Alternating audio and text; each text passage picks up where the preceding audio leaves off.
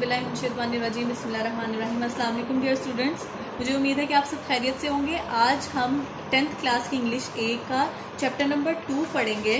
First हम पढ़ चुके हैं, चैप्टर नंबर 2 मेरे पास है चाइनीज़ न्यू ईयर यानी कि चीनियों का नया साल। अब हम आपको पता है कि हर जो कल्चर होता है, हर कंट्री जो होती है और उनका अपना एक कल्चर होता है, उसमें उनकी अपनी ट्रेडिशंस होती हैं, तो उसके मुताबिक हम देखते हैं और उनका सबका और अपना अपना कैलेंडर भी होता है। तो उसके हिसाब से देखते हैं कि चाइनीज़ का जो कैलेंडर है उसके हिसाब से उनकी जो न्यू ईयर कब आता है और ये सारी चीज़ें कि उनमें क्या फेस्टिवल्स उनमें क्या ट्रेडिशन है, ये हम सारा पढ़ेंगे। सबसे पहले अब यहाँ पर देखिए पेज नंबर 16 है मेरे पास। Chinese new year is a holiday that celebrates the beginning of a new year according to Chinese lunar calendar. अब क्या है हमारे पास, वो कहते हैं चीनियों का जो नया साल होता है वो जब सेलिब्रेट करते हैं इसको, उस दिन उनको छुट्टी होती है, वो छुट्टी का दिन होता है the beginning of a new year, जब नया साल की शुरुआत होती है according to Chinese lunar calendar. Chinese lunar calendar यानी कि चीनियों का जो कैलेंडर है, लूनर कैलेंडर यानी कि कमरी कैलेंडर। आपको पता है कि हर जो मजहब है या हर कल्चर है उसका जो कैलेंडर है वो चांद के मराहिल के साथ स्टार्ट होता है, चांद की मंजिलों के साथ स्टार्ट होता है। जैसे कि ऑफ कोर्स हम लोगों का भी अगर कोई भी त्यौहार आता है तो वो चांद को देखकर और चांद की जो मनाजिल हैं, उसकी पैदाइश है, उसको देखकर हम लोग उसको सेलिब्रेट करते हैं। तो चाइनीज भी ऐसे ही करते हैं, उनका अपना कैलेंडर है जो कि कमरी कैलेंडर है, यानी कि चांद की मंजिलों के हिसाब से वो चलता है। It is considered to be one of the most important holidays for Chinese families, और ये कंसीडर की जाती हैं, समझी जाती हैं सबसे अहम छुट्टी होती है ये किसी भी चीनी फैमिली के लिए, किसी भी चाइनीज फैमिली के लिए ये बहुत अहम छुट्टियां होती हैं। The holiday is celebrate with big family gathering, और इस छुट्टी को बहुत बड़े अपने खानदानी इज्तिमा के साथ सेलिब्रेट करते हैं। गिफ्ट गिविंग तोहफे दिए जाते हैं, the eating of symbolic foods and display of festive decoration, और क्या किया जाता है, सिंबॉलिक जो उनके फूड्स हैं यानी कि उनके किसी भी चीज़ के साथ सिंबलाइज करके, किसी भी चीज़ को जैसे वो मानते हैं किसी भी चीज़ को, तो उसके साथ सिंबलाइज करके वो क्या करते हैं, उनके खाने भी वैसे होते हैं, उनकी जो फेस्टिव डेकोरेशंस होती हैं त्यौहार के लिए जो वो डेकोरेशंस करते हैं, सजावटें करते हैं, उनको भी वो जाहिर करता है। ऑल फोकस्ड, सबसे ज़्यादा किस पर ध्यान दिया जाता है, on bringing good luck for the new years. जो चाइनीज होते हैं वो गुड लक और बैड लक पर बहुत ज़्यादा पुख्ता यकीन रखते हैं। तो सबसे ज़्यादा मेन बात क्या होती है कि वो गुड लक को मतलब कि अपने पास लाने के लिए जो जितने भी वो फेस्टिवल के लिए जो भी ट्रेडिशंस होती हैं उनको वो उन पे फोकस होता है। Luck for the new year, नए साल की जो खुशकिस्मती होती है, and celebrating the coming of spring, और किस चीज को वो सेलिब्रेट करते हैं, कमिंग ऑफ स्प्रिंग यानी कि बाहर के मौसम को सेलिब्रेट करते हैं, बाहर आने को वो सेलिब्रेट करते हैं। In China the lunar calendar यानी कि जो उनका कमरी जो कैलेंडर है is still used to determine traditional holidays like Chinese new years. तो वो क्या करते हैं कि इनका जो ट्रेडिशनल हॉलीडेज होता है उसको किसको फॉलो करते हैं, उसको सेलिब्रेट करने के लिए अपने लूनर कैलेंडर को, अपने कमरी जो कैलेंडर है उनका। और जैसे कि चाइनीज न्यू ईयर हो गया यानी कि उनका जो नया साल होता है उसको भी वो किसके हिसाब से देखते हैं, अपने कैलेंडर के हिसाब से। Since the lunar calendar is based on the phases of the moon, of course ऐसे ही अब लूनर कैलेंडर है तो लूनर बोलते हैं चांद को, तो किसके हिसाब से होगा, उसके फेजेस मून के यानी कि चांद की जो मनाजिल है, चांद की जो पैदाइश है या फिर चांद के बढ़ने और घटने के जो अवामिल हैं उन पर ये सारा कुछ बेस होता है। Which has a shorter cycle than the sun, और आपको पता है कि जब चांद जो मूव करता है अपने ऑर्बिट में, उसका जो सर्कल है यानी कि उसका साइकिल जो है वो एक चक्कर को कंप्लीट करने का वो सूरज से छोटा होता है, सूरज से कम होता है, यानी कि वो जल्दी कर लेता है complete. Chinese new year is never on the same each year. अब क्या होता है कि चाइनीज का जो न्यू ईयर होता है वो एक हर साल सेम डेट पर नहीं या सेम डे पर नहीं आता है, but typically fall somewhere between January 21, लेकिन आमतौर पर ज्यादातर कब आता है, 21 को आता है, 21 जैन को आता है, और या फिर 20th फेब को आता है। ठीक है, 20th फरवरी को आता है। Celebration can actually last up to a month. और क्या होता है कि वो फिर जो सेलिब्रेशन हैं वो महीने के आखिर तक जारी रहती हैं।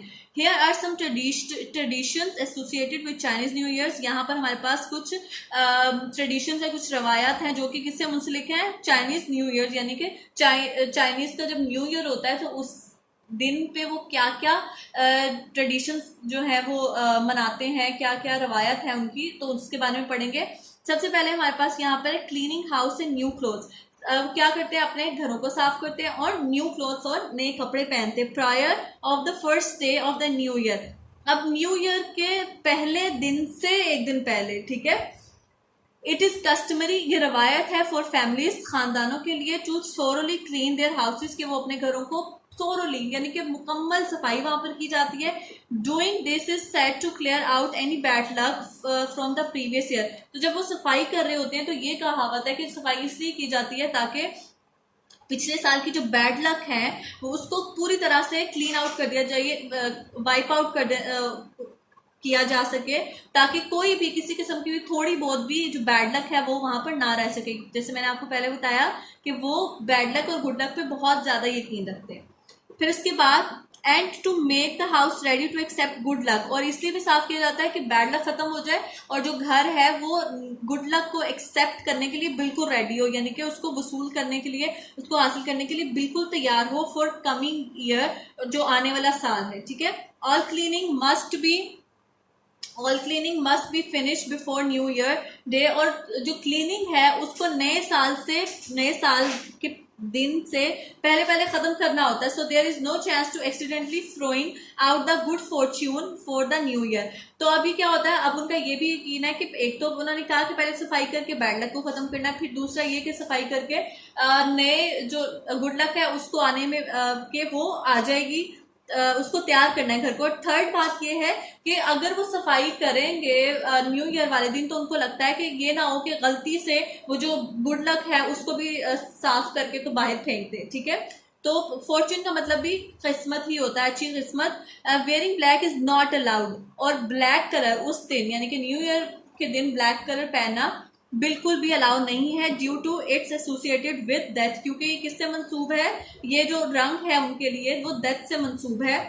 However wearing red is encourage, लेकिन जो सुर्ख रंग है वो पहनने को एनकरेज किया जाता है, हौसला अफजाई की जाती है उसकी। As the colour is associated with warding off bad spirits, जो क्या होता है, जो किससे एसोसिएटेड है, किससे मंसूब है, वो इससे मंसूब है कि जो बैड स्पिरिट्स हैं, जो बुरी रूहें हैं, जो बदरूहें हैं, उनको भगाने के लिए क्या होता है, हमारे पास ये इस्तेमाल होता है, रेड कलर वो लोग इस्तेमाल करते हैं। फिर इसके बाद यहाँ पर है नेक्स्ट पेज पर, आप देखिए पेज नंबर 17 पर, डेकोरेटिंग 17 पेज नंबर पे है डेकोरेटिंग द हाउस। अब हाउस को वो कैसे डेकोरेट करते हैं, Another popular custom is to hang up signs and posters on doors and windows with the Chinese word fu written on them। अब क्या होता है कि वो कैसे डेकोरेशन करते हैं, एक रिवाज है उनमें कि वो अपने घरों की खिड़कियों पर और दरवाजों पर बहुत से पोस्टर्स जो हैं और बहुत सी अलामत जो हैं वो लटकाते हैं, जो Chinese word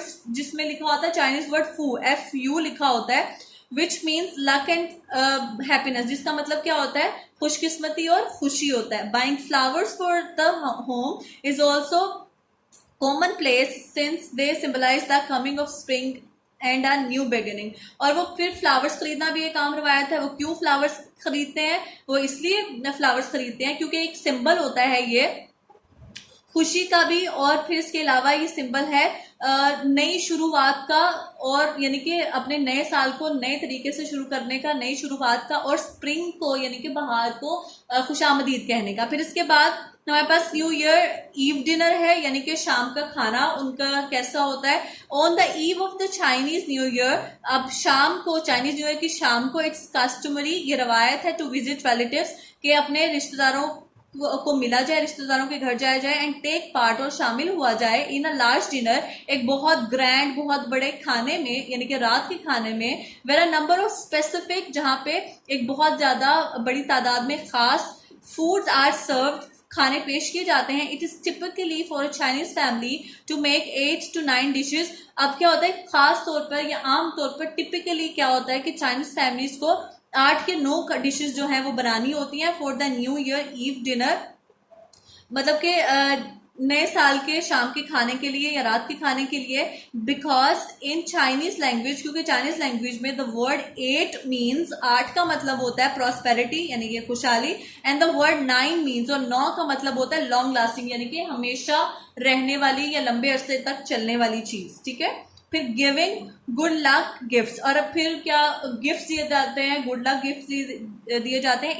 it is a traditional practice, ये एक दस्तूर है या एक रवायती दस्तूर है उनका फॉर एडल्ट, बालिगों के लिए, to give children red little red envelopes, कि वो छोटे बच्चों को क्या देते हैं, सुर्ख रंग के छोटे छोटे लिफाफे देते हैं फिल्ड विद मनी, जो कि पैसों से भरे हुए होते हैं, in order to symbolise wealth and prosperity, जो कि किसकी अलामत होती है, वेल्थ यानी कि दौलत की, एंड प्रॉस्पेरिटी खुशहाली की। मतलब कि अगर वो बच्चों को देंगे वो पैसे तो उनकी अपनी लाइफ में क्या आएगा, दौलत आएगी और खुशहाली आएगी। फॉर द कमिंग ईयर, आने वाले साल के लिए। It is also common for elders, और ये भी रवायत है या आम है बड़ों के लिए, टू प्रेजेंट रेड पैकेट्स, के वो देते हैं सुर्ख रंग के लिफाफे टू अनमैरिड मेंबर्स यानी कि गैर शादीशुदा लोगों को ऑफ द फैमिली, खानदान के। Envelopes are not be open until, तब तक लिफाफे नहीं खोले जाते, यानी कि वो जो एनवलप्स हैं तब तक नहीं खोले जाते। The receptionist had left the home of the giver, जब तक रिसेप्शनिस्ट यानी कि वो लेने वाला वो पैसे लेने वाला पैसे देने वाले को घर को छोड़कर ना चला जाए, यानी कि वहां से ना चला जाए। ऑनरिंग द एनिमल्स, अब उनका जो कैलेंडर है उसमें एनिमल्स का बहुत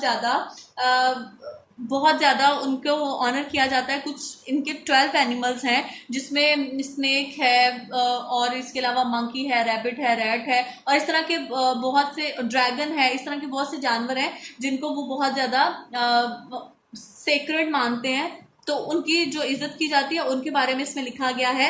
every year is associated with one of the 12 animals of the Chinese zodiac. अब क्या होता है कि अब उन्होंने, जैसे कि अब एक ईयर होता है, अगर हम उसमें 12 मंथ्स होते हैं, तो अगर, लेकिन ये लोग क्या करते हैं, इनका कैलेंडर जो है वो 12 ईयर्स पर मुश्तमिल है, यानी कि एक साल को एक जानवर के नाम से मंसूब कर दिया गया है। यानी जैसे मैंने आपको बताया कि 12 जानवर है, तो 12 जानवरों को के नामों को एक एक साल से मंसूब कर दिया गया है।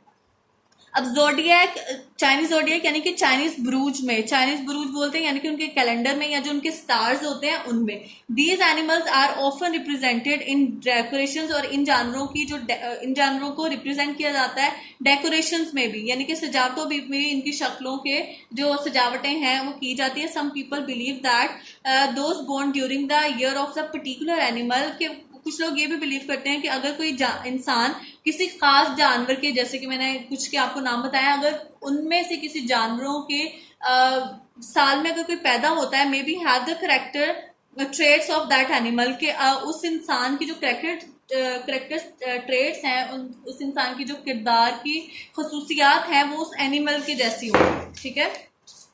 फिर इसके बाद है चाइनीज, पेज नंबर 18 पर मेरे पास, Chinese new year is a time when the family should come together. ये वो वक्त होता है उनके साल का जब जो चाइनीज फैमिलीज हैं वो एक दूसरे के करीब आती हैं, in order to give thanks for the year, कि पिछले गुजरे हुए साल को थैंक्स बोलने के लिए, शुक्रिया अदा करने के लिए, दैट दे पास, जो कि उन्होंने गुजारा है, एंड रेनविगरेट, और ताकतवर होने के लिए, दमसस, ताकतवर खुद को बनाने के लिए, फॉर द कमिंग ईयर, नए साल के लिए। तो मुझे उम्मीद है कि आज का ये जो चैप्टर है, यूनिट नंबर 2, आपको अच्छे से समझ आ गया होगा, चाइनीज न्यू ईयर के बारे में सब कुछ समझ आ गया होगा। नेक्स्ट लेक्चर के साथ दोबारा मिलेंगे। अल्लाह हाफिज।